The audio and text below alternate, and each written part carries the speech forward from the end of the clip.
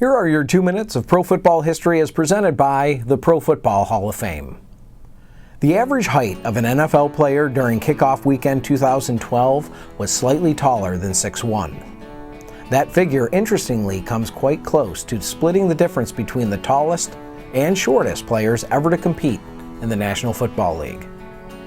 Holding the distinction as the tallest player in pro football history is Richard Sly, a defensive tackle from North Carolina Central who played 8 games with the Oakland Raiders in 1967. Measuring at exactly 7 feet tall, Sly was simply too big to be overlooked by pro teams. Al Davis risked a 10th round draft pick, 253rd overall, on the raw prospect. Fairly certain that the Raiders wouldn't stock his shoe size, Sly showed up at training camp with his own cleats, size 16, quadruple E. Sly saw limited action with the Raiders but showed promise. It was not, however, enough for the team to hang on to him, and he was picked up by the Cincinnati Bengals through the expansion draft before the '68 season. Sly did not make the Bengals squad, and his pro football career came to an end. On the other end of the spectrum was Jack Soupy Shapiro.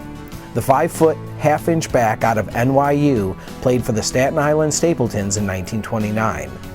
Although he is apparently on the roster for several games, the official record indicates that Shapiro played in just 1 NFL game with Staten Island that season. Roughly 13% of the players in the Pro Football Hall of Fame were under 6 foot tall, a ratio not much smaller than what is found on current NFL rosters. The tallest player enshrined in the Hall of Fame is Bob St Clair.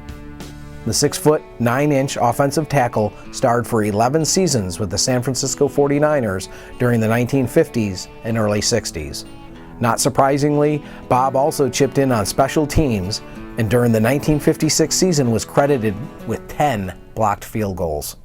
And there are your 2 minutes of pro football history as presented by the Pro Football Hall of Fame.